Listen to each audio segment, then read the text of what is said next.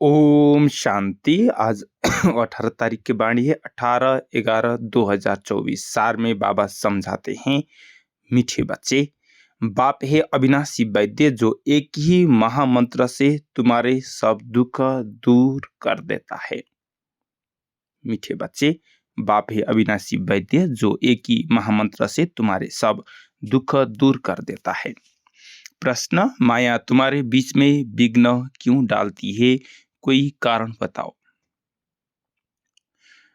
उत्तर 1 number, क्योंकि तुम माया के बड़े से बड़ा ग्राहक हो, उसकी ग्राहकी खत्म होती है इसलिए विघ्न डालती है।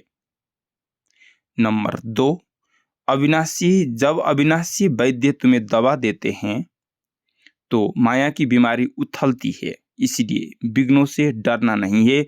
मन मना भाव के मंत्र से माया भाग जाएगी। ओम शांति। बाप बेट बच्चों को समझाते हैं, मनुष्य मन की शांति कह हैरान होते हैं। रोज कहते भी है ओम शांति, परंतु इसका अर्थ न समझने के कारण शांति मांगते ही रहते हैं। कहते भी है आई एम आत्मा, अर्थात आई एम साइलेंस, हमारा स्वधर्म है साइलेंस। फिर जबकि स्वधर्म शांति है तो फिर शांति मांगना क्यों? अर्थ न समझने के कारण फिर भी मांगते रहते हैं। तुम समझते हो यह रावण राज्य है, परंतु यह भी नहीं समझते हैं कि रावण सारी दुनिया का आम और भारत का खास दुश्मन है, इसलिए रावण को जलाते रहते हैं। ऐसा कोई भी मनुष्य है जिसको कोई वर्ष जलाते हो? इनको तो जन्म जन्मांतर कल्प कल्पांतर जलाते आए हैं, क्योंकि यह तुम्हारा सबसे बड़ा दुश्मन है। 5 विकारों में सब फंसते हैं। जन्म ही भ्रष्टाचार से होता है तो रावण का राज्य हुआ, इसलिए इस समय अथाह दुख है। इसका निमित्त कौन है? रावण। यह कोई को पता नहीं दुख किस कारण होता है, यह तो राज्य ही रावण का है। सबसे बड़ा दुश्मन यह रावण है।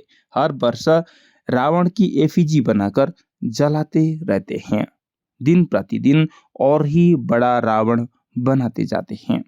दुख भी बढ़ जाता है। इतने बड़े बड़े साधु संत महात्माएं राजाएं आदि है, परंतु एक को भी यह पता नहीं है कि रावण हमारा सबसे बड़ा दुश्मन है, जिसको हम वर्ष जलाते हैं और फिर खुशी मनाते हैं। समझते हैं रावण मरा और हम लंका के मालिक बने, परंतु मालिक तो कोई भी बनते नहीं है। कितना पैसा खर्च करते हैं। बाप कहते हैं तुमको इतने अनगिनत पैसे दिए, सब कहाँ गवाए। दशहरे पर लाखों रुपया खर्च करते हैं, रावण को मारकर फिर लंका को लूटते हैं। कुछ भी समझते नहीं है। रावण को क्यों जलाते हैं? इस समय सब इन 5 विकारों की जेल में पड़े हैं। आधा कल्प रावण को जलाते हैं क्योंकि दुखी है। समझते भी है रावण के राज्य में हम बहुत दुखी है। यह नहीं समझते हैं कि सतयुग में यह 5 विकार होते नहीं, यह रावण को जलाना आदि होता नहीं। पूछो यह कब से मनाते आए हो? कहेंगे यह तो अनादि चला आता है। रक्षाबंधन कब से शुरू हुआ? कहेंगे अनादि चला आता है। तो यह सब समझने की बातें है ना। मनुष्य की बुद्धि क्या बन पड़ी है, न जानवर है न मनुष्य है, कोई काम के नहीं है। स्वर्ग को बिल्कुल ही कोई भी नहीं जानते हैं। समझते हैं बस यही दुनिया भगवान ने बनाई है। दुख में याद करते हैं फिर भी याद तो भगवान को करते हैं। हे भगवान, इस दुख से छुड़ाओ, परंतु कलयुग में तो सुख हो न सके। दुख तो जरूर भोगना ही है, सीढ़ी उतरना ही है।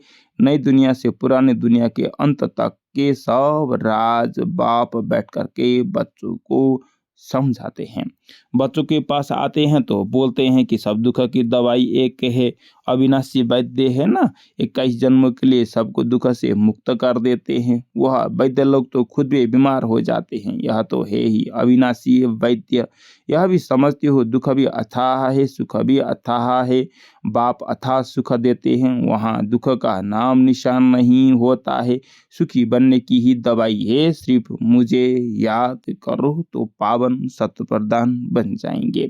सब दुख दूर हो जाएगा, फिर सुख ही सुख होगा। गाया भी जाता है, बाप दुख करता सुख करता है, आधा कल्प के लिए तुम्हारे सब दुख दूर हो जाता है। तुम सिर्फ अपने को आत्मा समझ बाप को याद करो। आत्मा और जीव दो का खेल है। निराकार आत्मा अविनाशी है और साकार शरीर विनाशी है, इनका खेल है। अब बाप कहते हैं देह सही देह के सब संबंधों को भूल जाओ। गृहस्थ व्यवहार में रहते अपने को ऐसा समझो कि अब हम सबको वापिस घर जाना है। पतित तो जा न सके, इसलिए माँ में कम याद करो तो सत्वप्रधान बन जाएंगे। बाबा के पास दवाई है ना, यह भी बताता हूँ। माया विघ्न जरूर डालेगी। तुम रावण के ग्राहक हो ना, उनकी ग्राहकी चली जाएगी तो जरूर फटकेगी, परेशान होगी। तो बाबा समझाते हैं यह तो पढ़ाई है, कोई दवाई नहीं है। दवाई यह है याद की यात्रा। एक ही दवाई से तुम्हारे सब दुख दूर हो जाएंगे अगर मेरे को निरंतर याद करने का पुरुषार्थ करेंगे तो। भक्ति मार्ग में ऐसे बहुत है जिनका मुख चलता ही रहता है, कोई न कोई मंत्र राम नाम जपते रहते हैं। उनको गुरु का मंत्र मिला हुआ है, इतना बार तुमको रोज जपना है। उनको कहते हैं राम के नाम की माला जपना है, इसको ही राम नाम का दान कहते हैं। ऐसे बहुत संस्थाएं हैं, राम राम जपते रहते हैं तो झगड़ा आदि कोई करेगा नहीं, क्योंकि बिजी हो जाएंगे ना। कोई कुछ भी कहेगा तो भी रेस्पॉन्स नहीं देंगे, बहुत थोड़े ऐसा करते हैं। यहाँ फिर बाबा कहते हैं राम राम की कोई मुख से कहना नहीं है, यह तो अजब अजब है, सिर्फ बाप को याद करो। बाप कहते हैं मैं कोई राम नहीं हूँ, राम तो त्रेता का था जिसकी राजाई थी, उनको तो जपना नहीं है।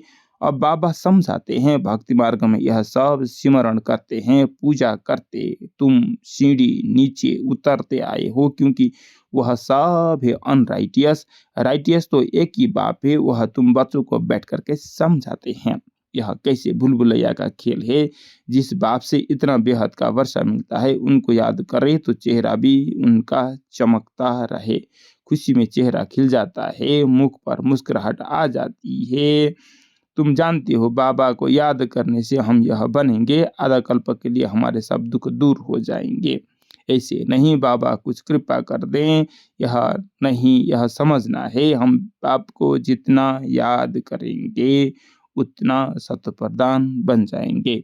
यह लक्ष्मी नारायण सारे विश्व के मालिक कितने हर्षित मुख है, ऐसा हमको भी बनना है। बेहद के बाप को याद कर अंदर में खुशी होती है, फिर से हम सारे विश्व का मालिक बनेंगे। यह आत्मा की खुशी के संस्कार ही फिर साथ चलेंगे, फिर थोड़ा थोड़ा कम होता जाएगा। इस समय माया तुमको बहुत हैरान करेगी, माया कोशिश करेगी तुम्हारी याद को भुलाने की। सदैव ऐसे हर्षित मुख रह नहीं सकेंगे, जरूर कोई समय घुटका खाएंगे। मनुष्य जब बीमार पड़ते हैं तो उनको कहते भी होंगे शिव बाबा को याद करो, परंतु शिव बाबा है कौन यह किसी को पता नहीं है। क्या समझ याद करें, क्यों याद करें? तुम बच्चे तो जानते हो बाप को याद करने से हम सत्व प्रधान तमो प्रधान से सत्व प्रधान बन जाएंगे। देवी देवता सत्व प्रधान है ना, उनको कहा ही जाता है डीटी वर्ल्ड। मनुष्य की दुनिया नहीं कहा जाता, मनुष्य नाम तो होता नहीं। फलाना देवता वह है डीटी वर्ल्ड, यह है ह्यूमन वर्ल्ड। यह सब समझने की बातें हैं, बाबा ही समझाते हैं। बाप को कहा जाता है ज्ञान का सागर। बाप अनेक प्रकार की समझानी देते रहते हैं, फिर भी पिछाड़ी में महामंत्र देते हैं बाप को याद करो तो तुम सत्प्रधान बन जाएंगे और तुम्हारे सब दुख दूर हो जाएगा। कल्प पहले भी तुम देवी देवता बने थे, तुम्हारी सीरत देवताओं जैसी थी, वहां कोई भी उल्टा सुल्टा बोलते ही नहीं थे, ऐसा कोई काम नहीं होता। वह है ही डीटी वर्ल्ड, यह है ह्यूमन वर्ल्ड। फर्क है ना, यह बाप बैठ करके बच्चों को समझाते हैं। मनुष्य तो समझते हैं डीटी वर्ल्ड को लाखों वर्ष हो गए, यहाँ तो कोई को देवता कह नहीं सकते हैं। देवताएं तो स्वच्छ थे, महान आत्मा देवी देवता को कहा जाता है।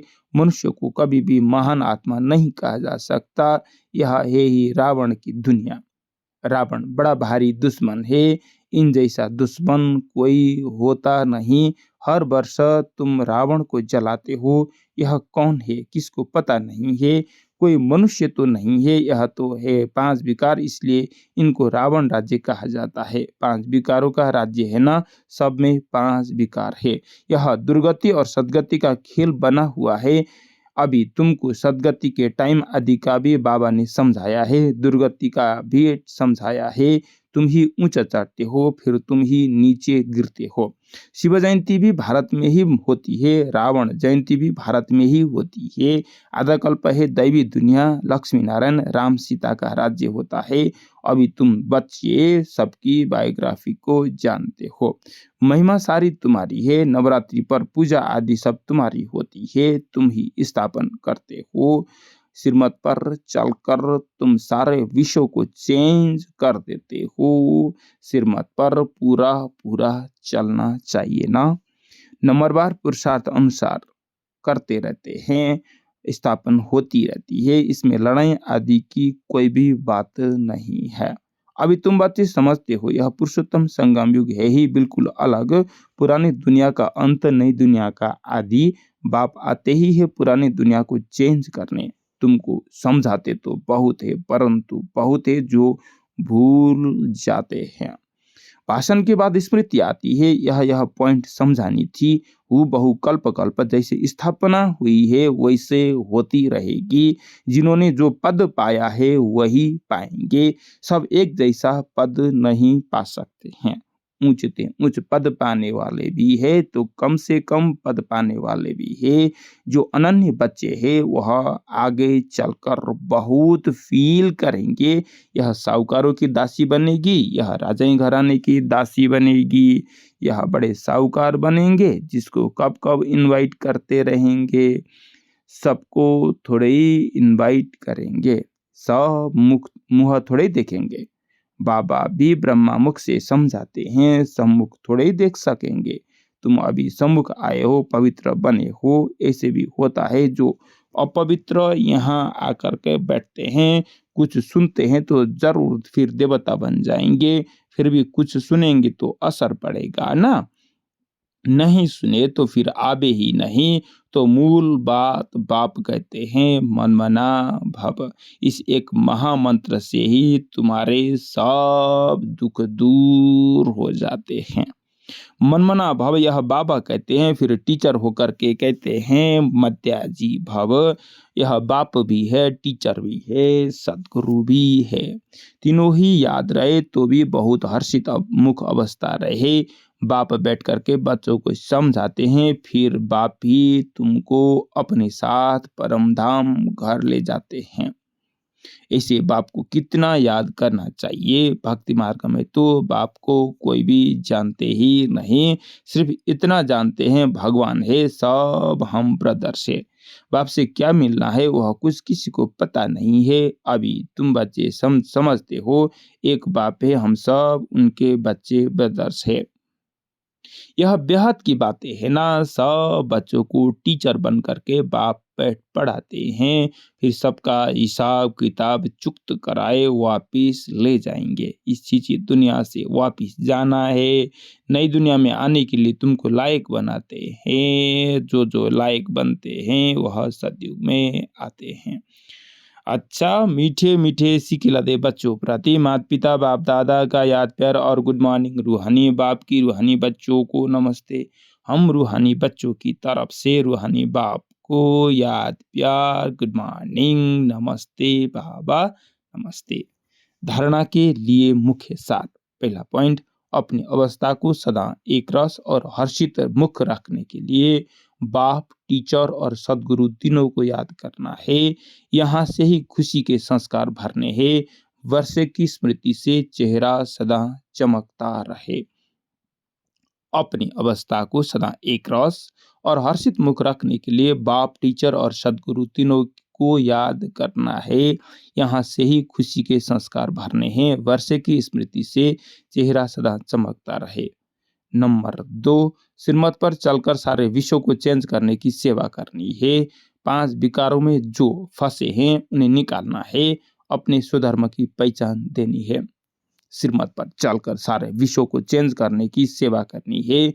5, विकारों में जो फंसे हैं उन्हें निकालना है, अपने स्वधर्म की पहचान देनी है। वरदान है, सर्व के प्रति अपनी दृष्टि और भावना प्यार की रखने वाले सर्व के प्यारे फरिश्ता भव। सर्व के प्रति अपनी दृष्टि और भावना प्यार की रखने वाले सर्व के प्यारे फरिश्ता भव। स्वप्न में भी किसी के पास फरिश्ता आता है तो कितना खुश होते हैं। फरिश्ता अर्थात सर्व के प्यारे, हद के प्यारे नहीं, बेहद के प्यारे। जो प्यार करे उसको प्यारे नहीं, लेकिन सर्व के प्यारे। कोई कैसा भी आत्मा हो, लेकिन आपकी दृष्टि, आपकी भावना प्यार की हो, इसको कहा जाता है सर्व के प्यारे। कोई इंसल्ट करे, घृणा करे तो भी उसके प्रति प्यार व कल्याण की भावना उत्पन्न हो, क्योंकि उस समय वह परवश है। स्लोगन, जो सर्व प्राप्तियों से संपन्न है वही सदा हर्षित, सदा सुखी और खुशनसीब है। जो सर्व प्राप्तियों से संपन्न है वही सदा हर्षित, सदा सुखी और खुशनसीब है। अच्छा, ओम शांति, ओम शांति।